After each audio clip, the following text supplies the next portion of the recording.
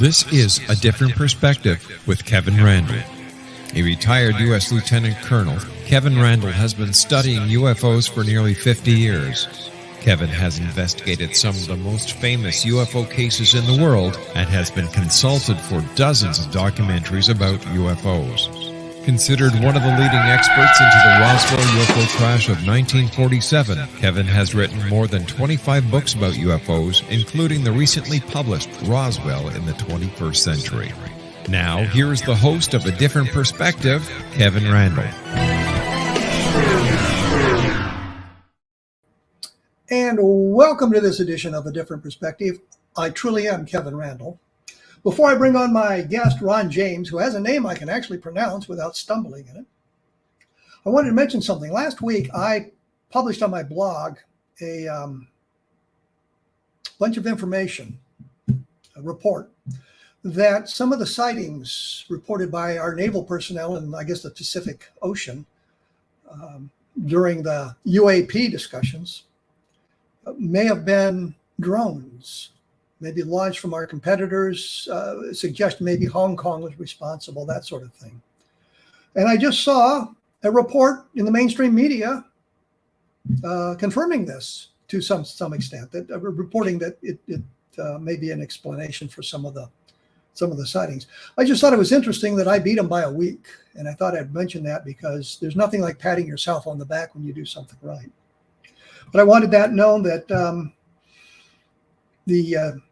I would guess the Chinese, since they were talking about the mothership for the drones coming out of Hong Kong, but that the Chinese have developed a drone that can perform a little bit better than some of our drones, I guess I should say.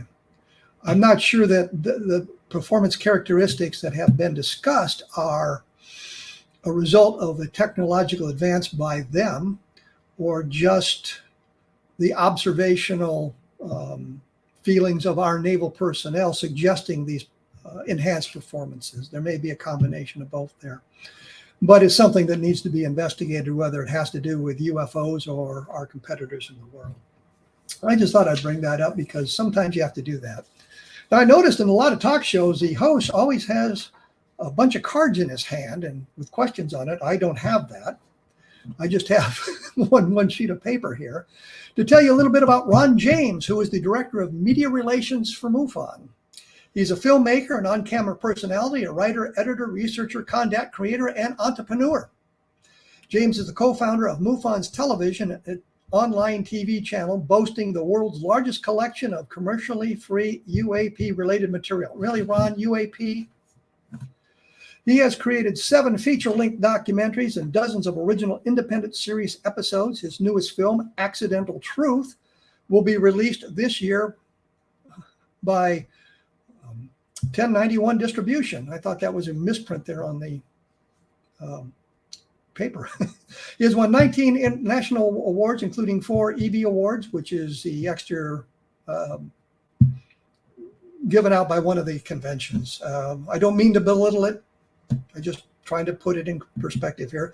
The Telly Award and the Aegis Award for excellence in broadcasting 4 times. He currently makes his shows including Bigger Questions, Spacetime, MUFON Presents, and more. He maintains his own independent production studio in Los Angeles. Ron James, welcome to A Different Perspective. Hi, thanks for having me. It's good to see you finally. Well, sure. We had some trouble getting this show organized. Well, it's interesting. There's a couple of things that you brought up just right off the bat. And, one of them is you're kind of joking about my reference to UAP.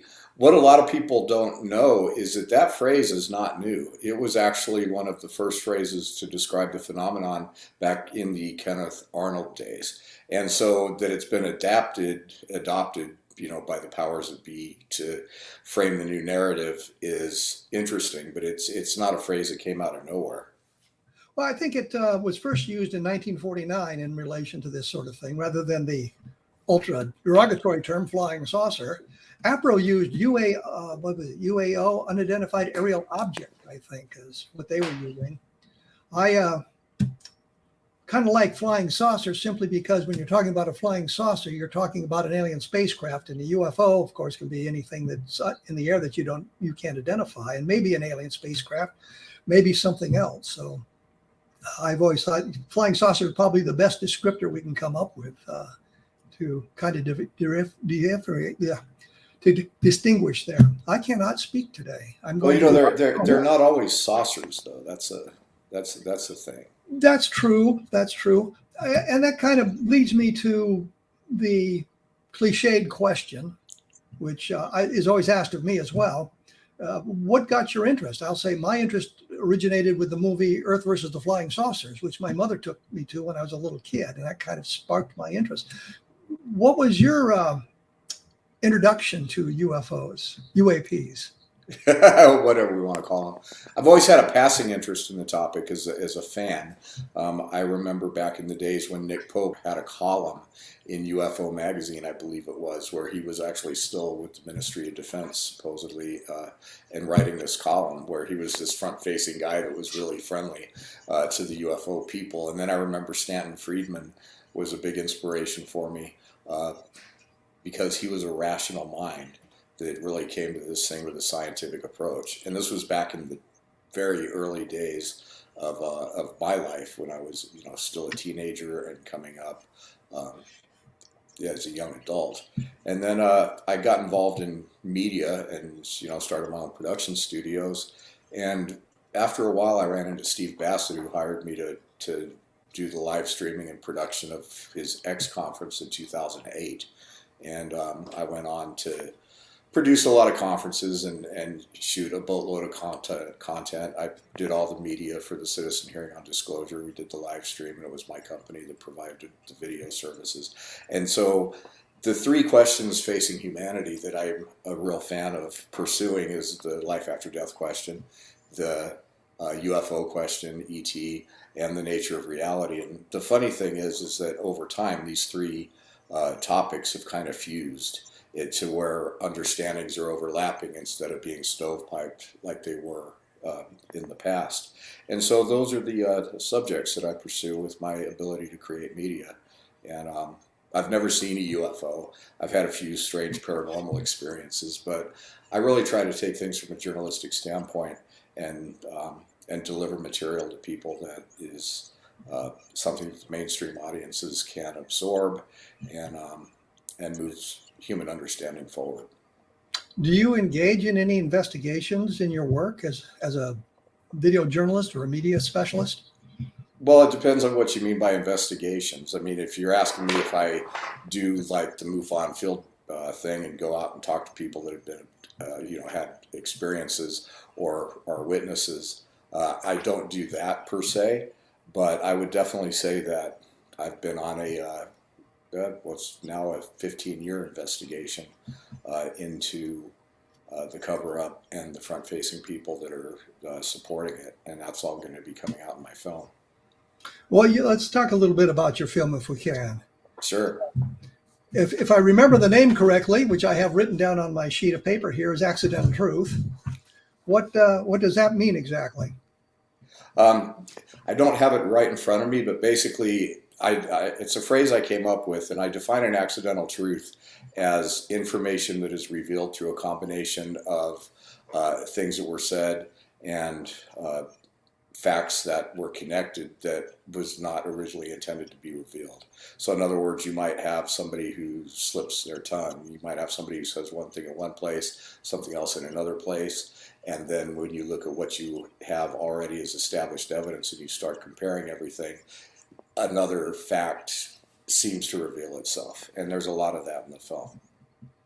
Well, give me an example of what you mean. When you're talking about that, I think about one of the accidental truths would be that something that I'd come up with in the book, Understanding Roswell, where it suddenly dawned on me that Mac Brazel had brought samples of the material with him into the Roswell Sheriff's Office in early July 1947, which means when Jesse Marcel showed up, he would have seen the balloon debris if that's exactly what it was, and there'd have been no need for him to travel out to the Foster Ranch near Corona and all that other ancillary materials taking place. And that seems to be what you're talking about, sort of an accidental truth. I sort of stumbled on this fact by reading statements by the daughter, what Jesse Marcel had said, and what Thomas DuBose, who was the 8th Air Force Chief of Staff, said about those events on Sunday, I think it was July 6, 1947. That's kind of what I think of as an accidental truth then.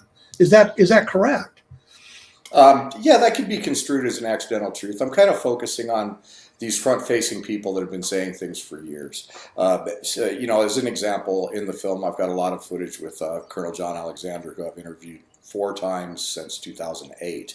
And in 2008, he was saying things like, well, I really believe that the UFO subject should be something that more and more scientists are able to look at, and that there shouldn't be this kind of ridicule factor around the study of that. But what we know now is that he was fresh out of the NIDS and fresh out of the work at Skinwalker Ranch. And when he was talking about the subject then, he was saying one thing. Now he is admitting to running a program in this, what I call the zone that the new narrative is trying to exclude. He actually admits to me on camera that not only did he run a program with access to all of the alphabet agencies during this time that there was supposedly no programs being run, but that they routinely picked up UFOs, that they have records of seeing UFOs on sensors and radars as much as a mile wide, and that this was common. And so this is a tremendous admission that has not been brought into the mainstream.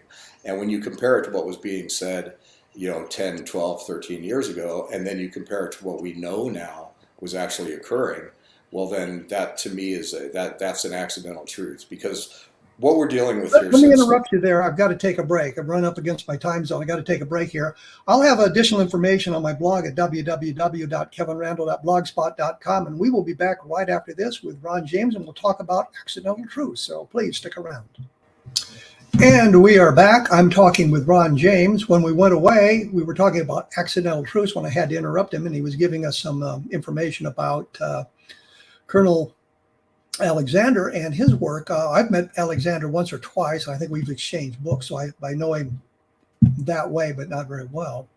And the question I have for you, Ron, if I can kind of reform the conversation, is when you're talking about that kind of an accidental truth, couldn't it possibly have been that Colonel Alexander at one time when he was working with the alphabet agencies, as you called them, was working with a security clearance, and now he can talk more freely about some of this? So it's not so much that he was, he was covering things up, but I think it might have been part of his job. Could that be part of this?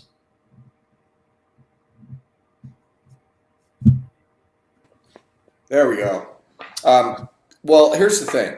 Truth is truth, lies are lies, deception is deception. Whether you're doing it because of a security clearance or an oath or some need to honor something, it's still not true. And whether or not he was able to talk about it then less than he's able to talk about it now, it's still a truth that is being revealed that has not been revealed yet. So well, I wasn't disputing the fact it was a truth. I was suggesting that there may have been, I guess, a conflict of loyalties at the first conversation that is now no longer in effect, and he can move in a direction that is more aligned with the truth.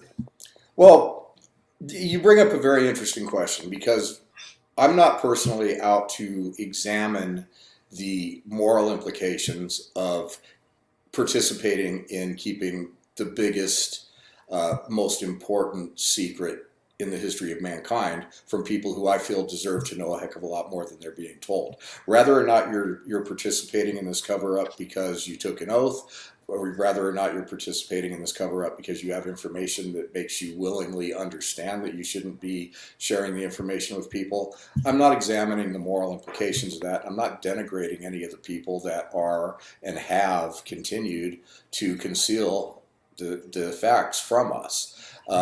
What I am doing is doing everything I can to read between the lines and dig into the statements to help these people get a little further than they're willing or able to go. hopefully there's a few barriers that we're dealing with. Crash debris is one, material studies is one, the actual admission of what I call the A word. Are they aliens or aren't they? We believe that they do know to a certain degree, a heck of a lot more than they're telling us. And what's really interesting about today versus the past is that we're not talking about people that are dead. We're not talking about people that are not known. There's a lot of people believe there's a hidden hand that guides the entire thing, going all the way back to Roswell and before the formation of MJ-12, or a group similar to it with a similar purpose. And so we have these people that we may never know that know the big picture about what's happening. But what we have today that we never had before is we have front-facing guys that are going on TV, making TV shows, talking on camera, that will openly tell you, I'm not going to tell you what I know. And somehow or another, but I do know things. And we believe that. And somehow or another, we've come to accept that. We're like, okay, yeah, you're my buddy, you're a hero, but the knowledge that I seek is in your head, and for whatever reason, you're not going to share it. And I understand that there's reasons, and I'm not impugning your character as a human being, but I want that damn knowledge. And so we're in a really interesting time when humanity really deserves to know more. And we now know many of the people who could be helping us to deliver that. And so if I'm able to gather a little more information than they're willing to reveal through the fact that I've interviewed them several times, I've cross-referenced their statements, I've had them on camera saying things that allude to going beyond what they're saying publicly. Well, I got that fair and square. Nobody pulled me into a room and said, hey, I'm going to tell you something, but you can't tell anybody else. Because to me, that's the devil's deal. Well, and there's too many UFO investigators right now today that have fallen into that. They've been pulled aside and they're like, well, I'm going to tell you this, but you can't tell anybody else. And once that happens to any of them, any of us, we're part of the problem, no longer part of the solution. And so gathering this information and doing whatever we can to get it out to people, that's what the film is all about. And if certain people are not willing to say certain things, then let's see what we can get by taking a deep dive into what they have said, and also cross-referencing that with what we know, and then let the audience form their own opinions about what the answer is and what the truth is. But have you run into people who are saying, for example, well, I've been pulled aside and they've told me this interesting things, but I can't fill you in on it? It's happened to have the people in the UFO field. Or telling you stories about what they have done that turn out to be untrue, meaning suggesting that they're making up the story for their own their own financial benefit. Well, I get that all the time, and I very rarely tend to take that. We're not, in this film. Let me enlighten you. We're not talking about people like that. Okay, this film features Luis Elizondo, Christopher Mellon. It features John Alexander. It features Dr. Michio Kaku. It features Ralph Blumenthal from the New York Times. These are not people that are coming out of the woodwork. These are our front-facing guys. Lengthy interviews with Nick Pope, talking about the facts that him and Lou Elizondo are kind of on the same page with the way they've had to walk these lines and avoid classified information being revealed. We've got Dr. Gary Nolan, who is on the record of doing some very interesting studies. We're going to be breaking some information about him and some studies that he's doing that are just over the top, especially when it comes to the experiencer field. So my film does not have the kind of people that you're talking about, the crackpot that calls me up and says he was the Area 51 base commander. These are the main guys. Well, there's some controversy about Nick Pope, and I hesitate to bring it up because I think the controversy is overblown, but there's a suggestion that he wasn't quite as plugged in as he is suggesting in today's environment. Well, you got to look at Nick Pope's background. His whole family was British intelligence. Back when he was on the British Ministry of Defense, running the UFO desk, writing a magazine column for the entire world. Nobody was disputing who he was. Nobody was saying, oh yeah, this guy that's writing this column right now that says he runs the British Ministry of Defense's UFO desk is not who he says he was. Nick had years and years where he was dealing with the public openly while in that position. And nobody challenged him. Nobody came out and said he wasn't that guy. And, you know, like where Nick's concerned, there's a certain case called Calvine. I don't know if you're aware of it. Fill us in, because the audience isn't aware of it. Pardon me? The audience isn't aware of it. The Calvine UFO, Calvine, people pronounce it different ways. Nick said it's Calvine. There's a story about a photograph that hung in the British Ministry of Defence's office in the area where Nick worked. It was a photograph that was taken by two Scottish guys in the area of Calvine, and it purportedly showed a giant saucer-shaped object being chased by a jet. Now, Nick had said that picture should be declassified. When the British government declassified the UFO materials, the Calvine report was declassified. A mimeographed copy of a drawing of this photograph was declassified, but the classification on the actual photograph is not going to be, that photograph is not going to be released until it is sometime in the 2070s. And so, but Nick saw this photograph. And we know it exists. Outside of him is the information source. So the question for him is, what is it about this photograph that you've seen that justifies this kind of classification? And the answers get very interesting. So that's these cases that come up out of the past that now we have present day references for.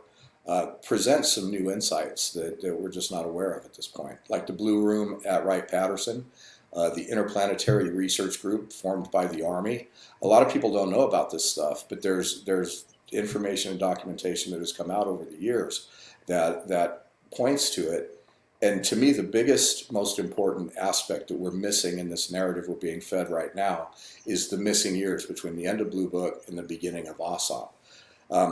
And, you know, you can look at that. Lou Elizondo, I have him in several instances talking about ATIP and talking about $22 million and talking about how ATIP grew out of OSOP and telling this story very, very convincingly. But then we also have, right in the first few pages of Skinwalkers at the Pentagon by Lutasky and Colm Kelleher and George Knapp, saying that ATIP did not spring out of OSAP. ATIP never had the $22 million. Lou Elizondo is not involved in any of that previously. So we have some interesting stories where it seems like people are having a little trouble getting the story straight. And these are the people that are involved.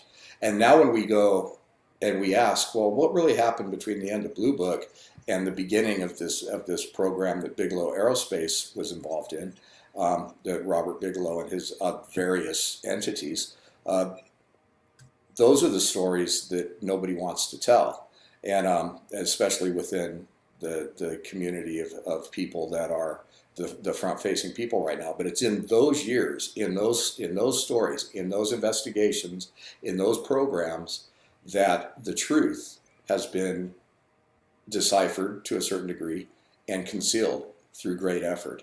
And so if we can crack the lid of proving that these programs exist and be able to name names, who worked on this? Were there really material studies going on? Well, where were they happening?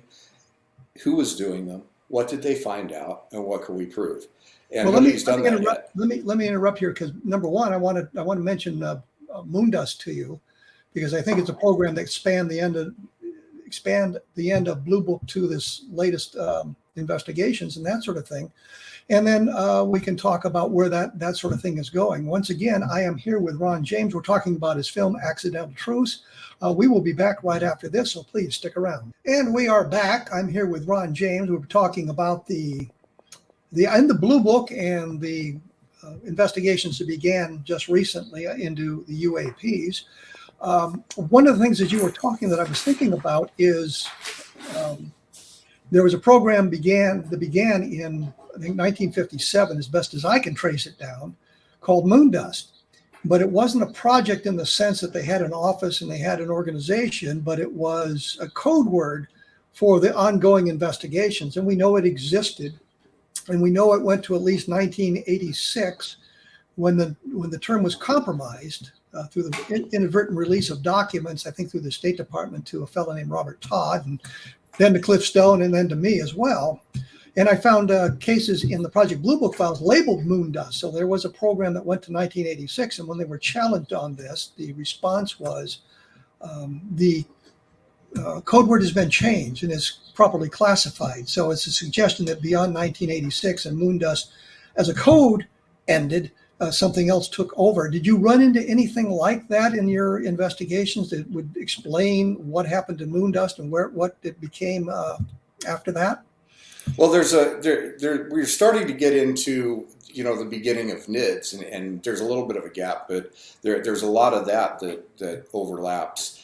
But what we've found, and you're, I'm sure, well aware of that, is that they have a way of disguising these programs. They can call them their ad hoc programs. They're not officially funded. That way they've got the coverage of being able to say, this is not an official government program. John Alexander will tell you that his program was like that. And so that was one way of studying the stuff. At the same time, they were able to say that they weren't officially studying it. And as far as programs that are going back into the whole process of getting materials, information, and debris, anything else that they might have had, and getting it buried into dark corridors of private industry, and then administrating it from a very small group of people who have the big picture, stovepiping everything so that nobody really knows exactly what they're doing. There could be people studying materials over here. They don't know what it is or where it came from. There could be people studying a propulsion system over here. But very, very few people, we believe, know the whole picture. And a lot of this stuff, this is how they've done it, and they've gotten very good at it. I think that right after Roswell, which I do believe was incident as described. I've talked to Dr. Edgar Mitchell, and you know what Edgar said about it. He looked into it when he got back, and he was told that it was absolutely true. And you know it's true. You're the preeminent Roswell guy. So, but I think after that, the whole MJ-12 kind of story is probably true. It makes perfect sense that they would have, whether it's MJ-12 and those particular people or not, certainly there would have been a convening of top scientists, top philosophers, religious people. Well, let me interrupt here, because you brought up MJ-12 a couple of times, and it's my opinion that MJ-12 is a hoax designed by specific people to either shake information loose or to propel themselves into the forefront of the UFO community. But on the same page, I would say that if Roswell was in fact the crash of an alien spacecraft, and that's the direction I lean, then some kind of committee would have been created to investigate it in the form of a project or an MJ-12 sort of organization. But I don't think the MJ-12 organization, as it's been described to the UFO community, is real. It's something else, and we don't know exactly what that is or who exactly was involved. I think that makes perfect sense, and I tend to agree with you. Now, I have been told that there was an MJ-12, that it was real, but that it was more of a group that was focusing on continuity of government and things like that during the nuclear age. This was told. Let me interrupt again. There was a Majestic document that came out in 1952, and it was a top secret logistics report of what would happen if the Soviets came through the Fulda Gap in Eastern Europe, and it was called Majestic Project. It was the Majestic document. It was not Majestic 12, but it was a Majestic document. Mm-hmm. So there was a group studying that stuff that's been associated with that name in an official capacity. But common sense would tell you, and anybody else, that if a crash of an object of unknown origin occurred in that time frame, and we have not only Roswell, but there's a bunch of cases of supposed crashes. Some of them have a lot of witnesses. Some of them you just kind of have to take, with a grain of salt. But where there's smoke, there's fire, and certainly there would have been a group convened to study this, look at it, and deal with the implications. Now, whether or not the MJ-12 with the cast of characters that are supposedly part of it, it's been pointed out to me that these guys might not be the guys that would be brought in to run this group. Some of them were very anti-UFO. But certainly there would have been somebody put together to look at the situation and figure out how to manage it. So from that point forward, once it was decided that a secret would be kept and that it would not be revealed to people, then a group with broad powers, answering to no one, and probably a near unlimited budget, was formed and has been running this thing ever since. And so that's what we're dealing with today. And there's a lot of people that believe that this 2017 rollout is part of a thing that was very carefully orchestrated by these people, that the release to the New York Times and getting Leslie Kean and Ralph Blumenthal to push running the story was part of a coordinated effort. The TTSA rollout was part of a coordinated effort, that all of this is being administered and run by hidden hands of the same people that have been guarding the secret for a long time. Some people say it's not that complicated. Some people say it is. But somebody is managing this rollout of information. And now we are at the point where we're finding out that there's internal issues about how much we're going to be told and why and when, and that this has really heated up. So that, the story there is who is in charge of this? Who are these people that we don't know? It's not Lou Elizondo. It's not these guys up front. There's a whole group managing this that has been doing it for a really long time, and they're in charge of what we're being told. Well, I did a book called UFOs in the Deep State, and it seems to me that this is sort of like the deep state. You've got these people in positions of power in the government who are not elected, who've matriculated upwards until they're brought into the secrets because they're known that they're trustworthy, and then they end up keeping the secrets forever and not really talking about it. And there's some good evidence that sort of thing goes on, not necessarily through UFOs. And I'd often said that if I was the president, I could break that circle. I could get into it because I'm the president. And I was talking to a fellow named Daniel Sheehan, who was brought in by President Carter, who was supposedly going to break into this thing. Yeah. And he was talking to George H.W. Bush. He was the director of Central Intelligence at the time. And Carter asked him about UFOs, and Bush had basically said, I'm going to tell you, you don't have the clearances yet. That was before he was actually sworn in. But then afterwards, they seemed to stage manage it, so Carter never got back to that. No, the story that Danny told me was that George Bush had said that he would read him in if he would receive I think it was the head of CIA position that he was seeking at the time. And that Carter refused to do that. And so Carter said he was bringing his own guy in. Yeah, exactly. Bush was the head of the CIA at the time, and he wanted to continue on. And that's right. Yeah. Carter said, well, I'm bringing my own guy in. And Bush basically blew him off at that point.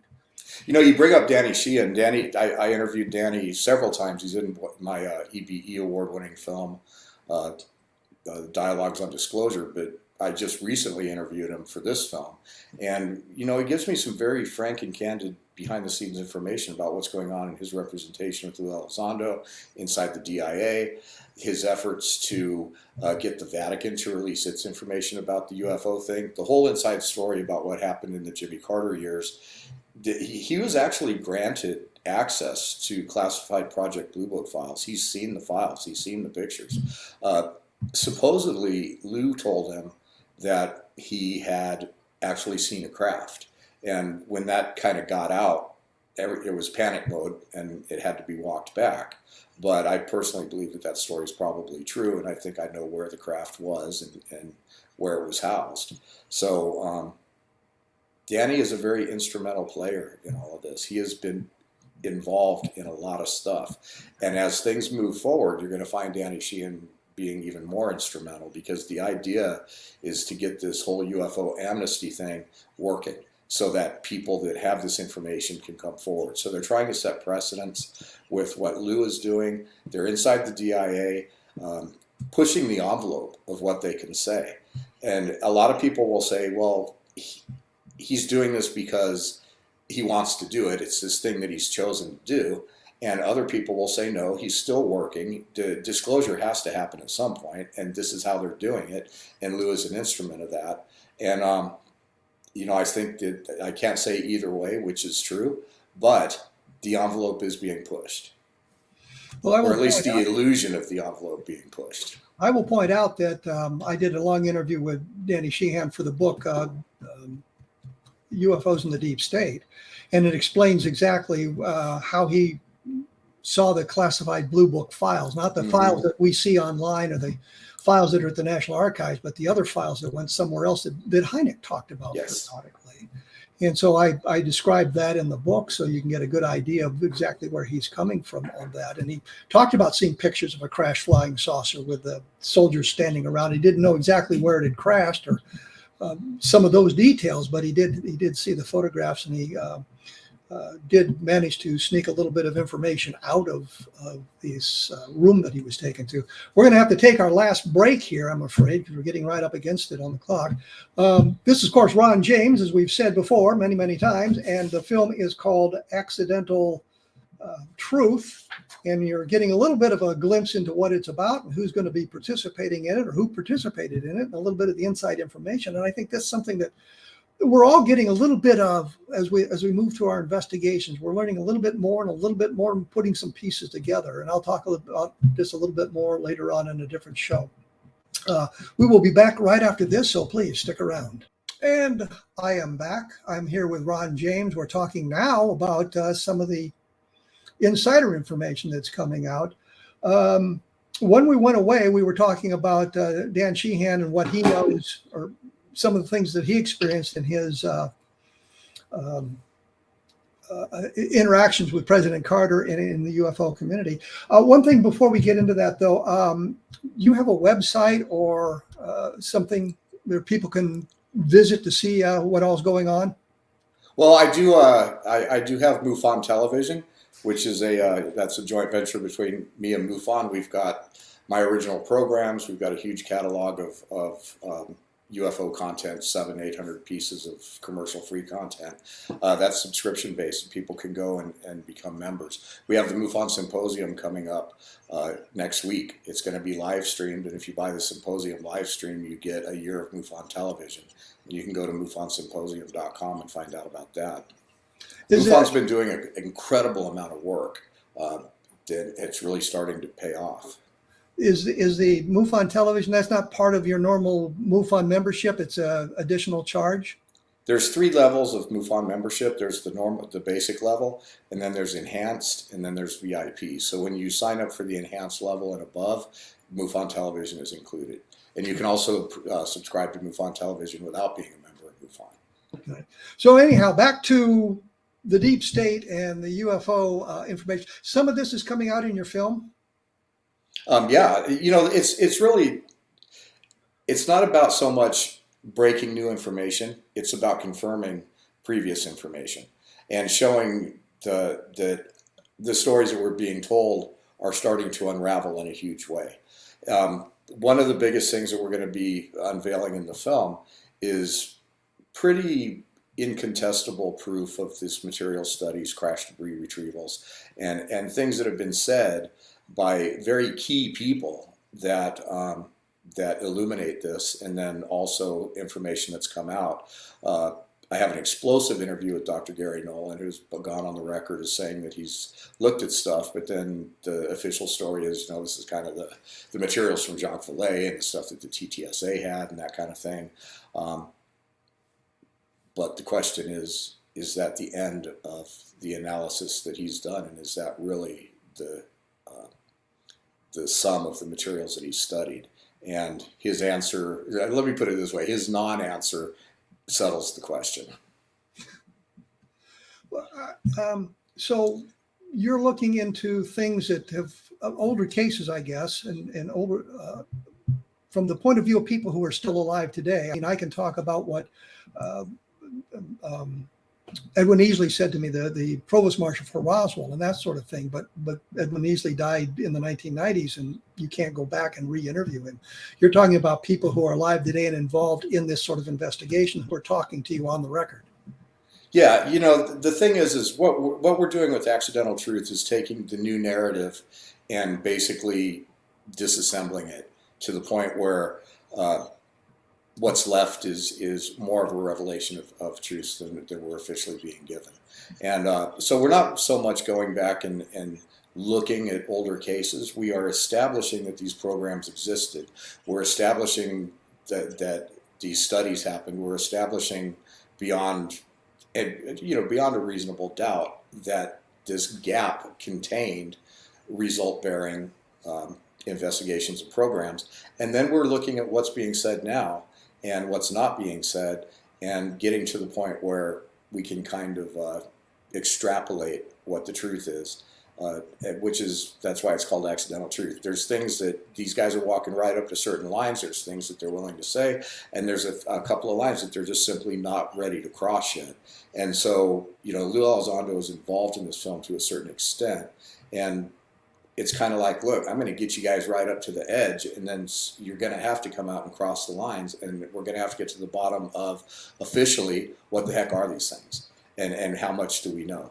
And so we're not being told that yet. We're not going to be told that anytime soon, but this film is going to get everybody right up to the line, and it's a mainstream film, so it's not made for the 40,000 hardcore UFO aficionados of the planet. They're going to certainly enjoy it, and I think that they're going to think that it's a good piece of journalism, but this is made for the digestion of the worldwide mainstream audience. I get the impression from what you're saying is that you don't think disclosure is coming anytime soon, that we're getting information that may lead us in a direction away from disclosure. I thought when the Navy footage came out, we were taking steps toward disclosure, but now... Yeah, didn't we all?